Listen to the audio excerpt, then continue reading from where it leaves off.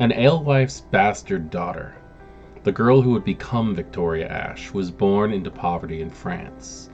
Luckily for Victoria, she possessed 3 talents that would hold her in good stead: an incredible beauty, a perfect singing voice, and a knack for pleasuring men.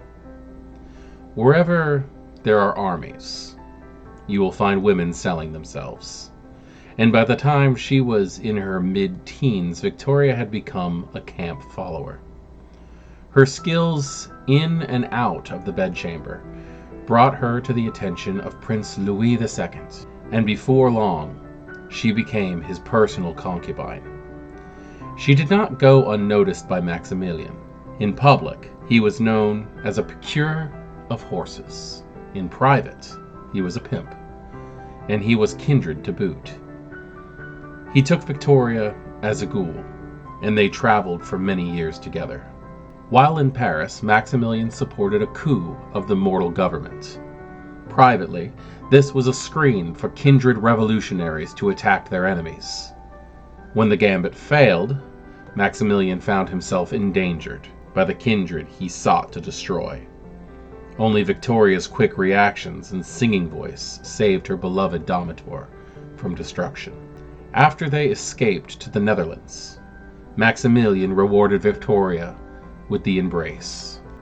The two enjoyed many more years together as sire and child before Maximilian's enemies caught up with him again in England.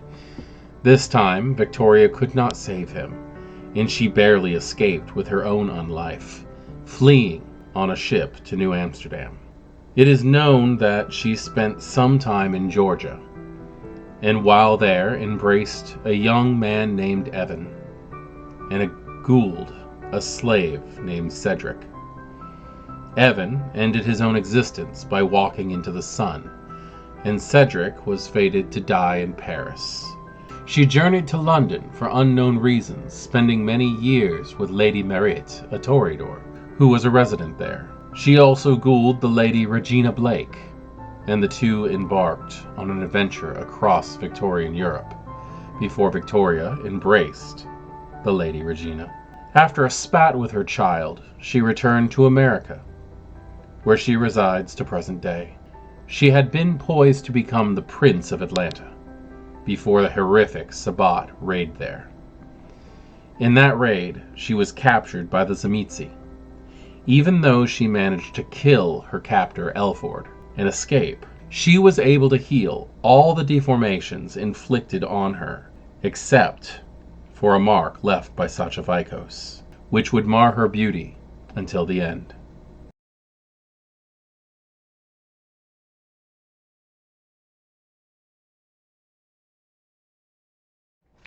Greetings, kindred. I am Voivode Maquette, and welcome back to our World of Darkness and another episode of Metaplot Monday and one of our character biographies that we're doing on the World of Darkness characters. I am starting with vampires until I receive some other suggestions on whatever anybody would like to see. And tonight we are going to be working with our dear, beautiful Victoria Ash.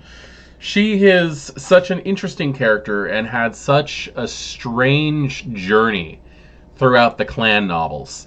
And her character's history goes on far back beyond that, because it doesn't just stay, oh, this is the thing.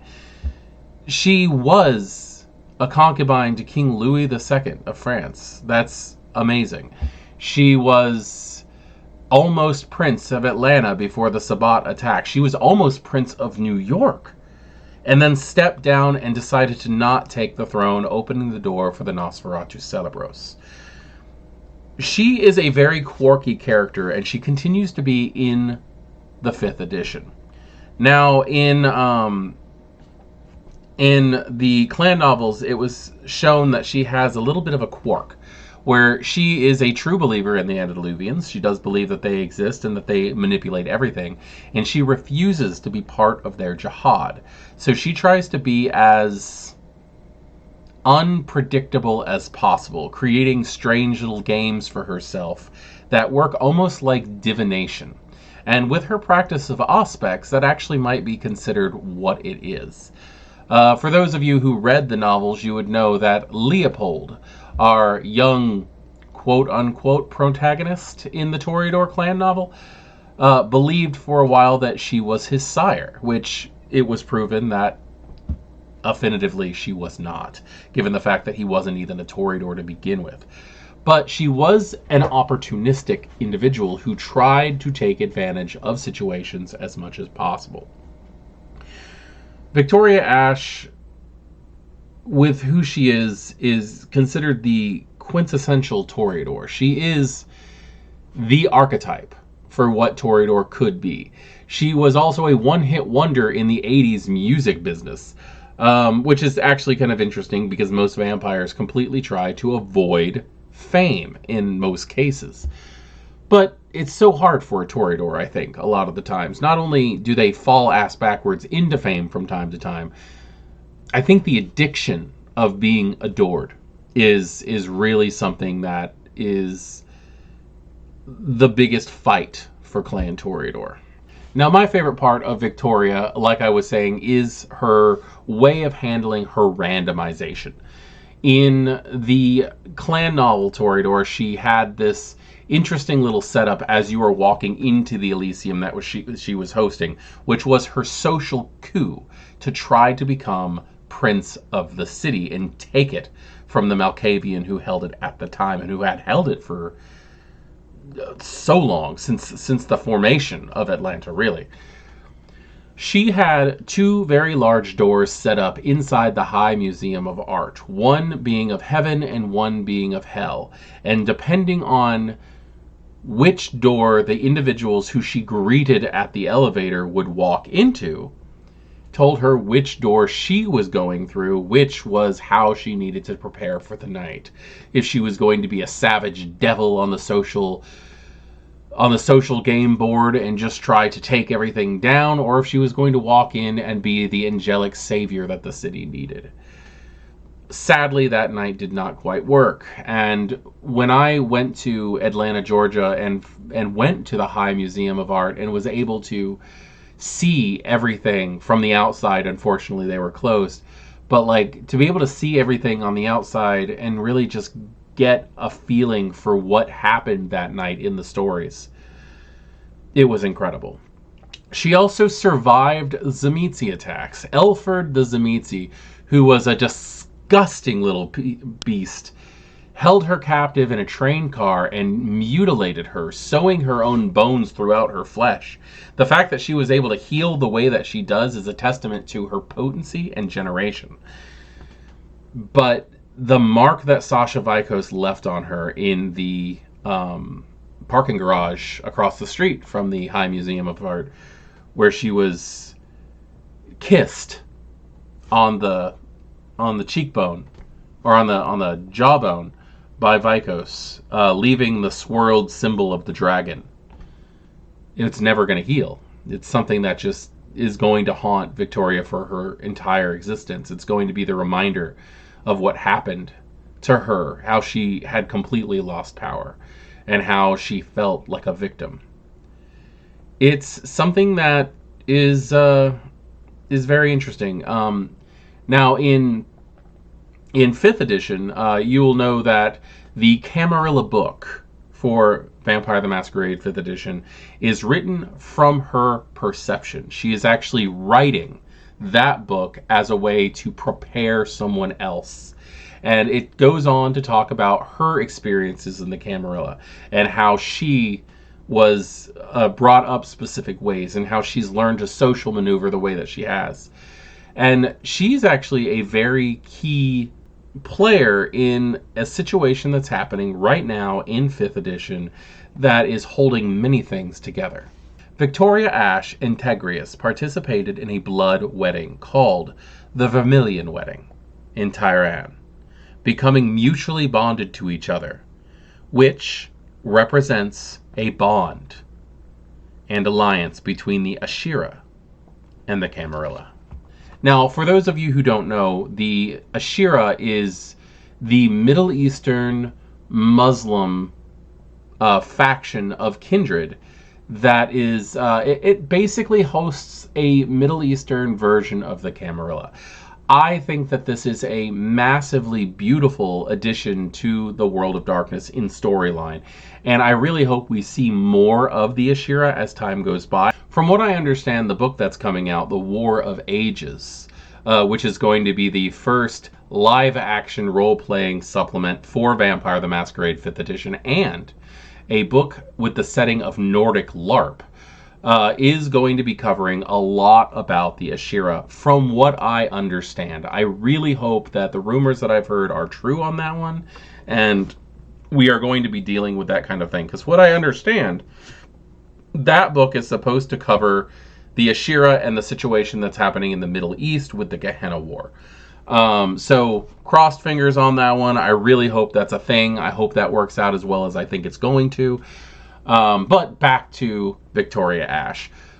Being married to Tegrius is a massive step towards unity between the Camarilla and the Ashira.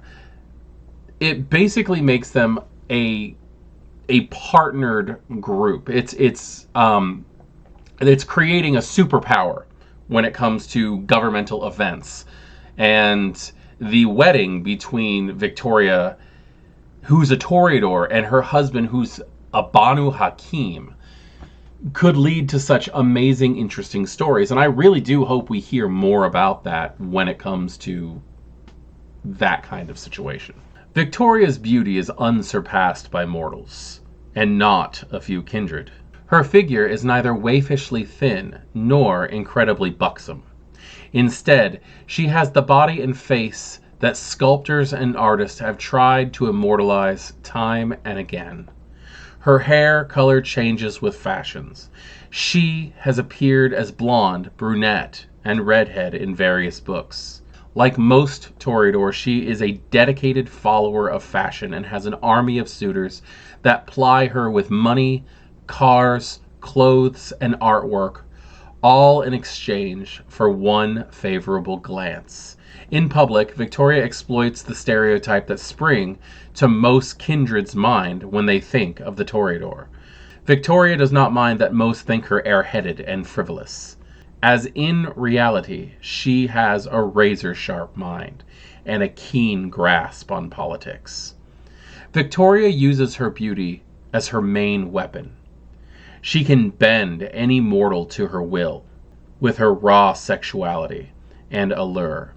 Kindred can fall under this spell too, even those old enough for sex to have been faded memory, although this might also have something to do with her mastery of the presence discipline.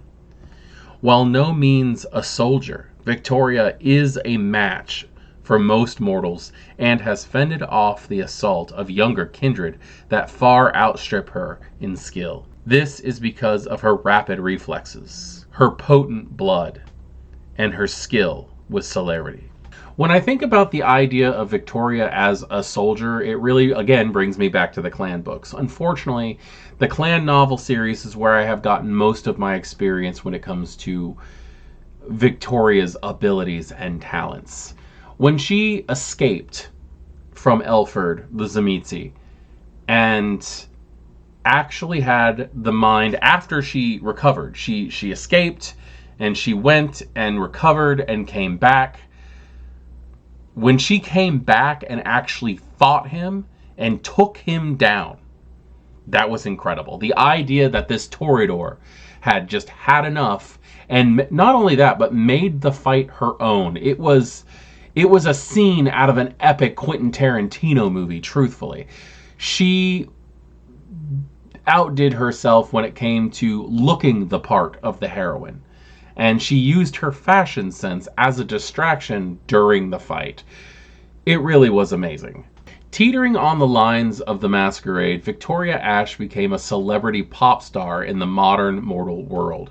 A phenomenal singer and dancer in life, she became an American sensation during the 90s when she released a #1 hit called The Unique Technique in 1997. She even went as far as using the lyrics in another song called Forever I to ridicule another fellow kindred named Laveau, another hit song that scored Billboard's number 8, and an utter humiliation to Laveau. Like I said, Victoria has taken a lot of risks, and I think the Toreador clan is actually very guilty with that. In fact, when you look into other literature that does not encompass Vampire the Masquerade, look at the vampire Lestat from Anne Rice. He became a rock star. And come on, that's just not something that you do. It does put you out there, and it is a real skate on the masquerade when you stop and think about it, especially in a story like Vampire the Masquerade, where that is the prime focus. In Vampire the Masquerade, LA by Night, Jessica Chobot portrays Victoria Ash to be a huge fan of the book series The Dark Tower by Stephen King. The portrayal in LA by Night of Victoria Ash actually took me a little while to get used to let it grow on me. But reality is that actress played such a great rendition of this character that if I was going to make like a legit movie of the clan novels, I would probably try to get her to play it. It is something very interesting to see. I think she only played it in one episode where they went to the Succubus Club. And it's a great 5th edition portrayal of Victoria Ash. In the first book of the clan saga, Toreador, Victoria Ash claims to be of the 7th generation during an internal monologue, stating that she is 6 generations removed from Cain, but her character sheet lists her as an 8th generation. And the character sheet of her child, Regina Blake, lists Regina's generation as 9th generation.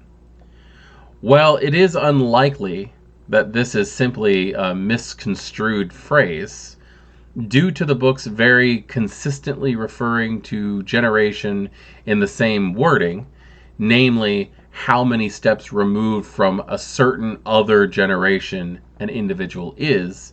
It is, of course, possible that Victoria is simply mistaken about her generation, as being oblivious about personal generations appears to be a persistent theme in the clan saga. Despite this being rare among player-controlled vampires in the actual role-playing game, due to it being a listed statistic on the character sheet. This little bit of trivia is actually kind of interesting to think about because most vampires should not know what generation they are, for the most part.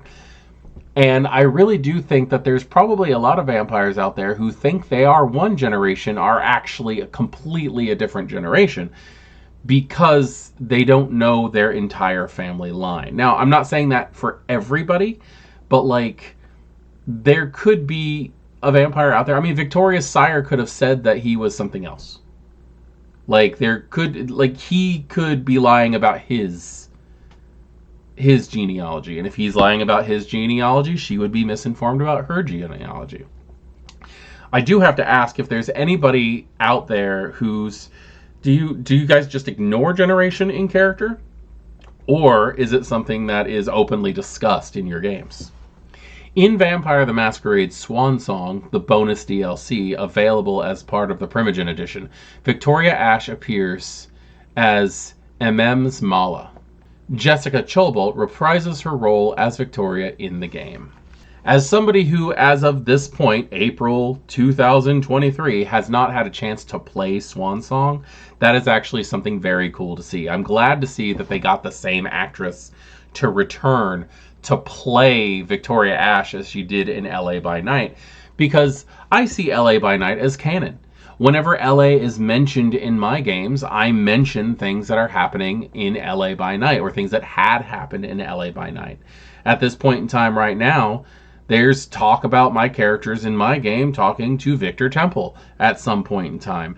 And so having a solidified actress who plays this character and does the voices in a game as well as on an open dice role-playing program such as LA by Night, that's just amazing. And I'm glad to see something like that exists.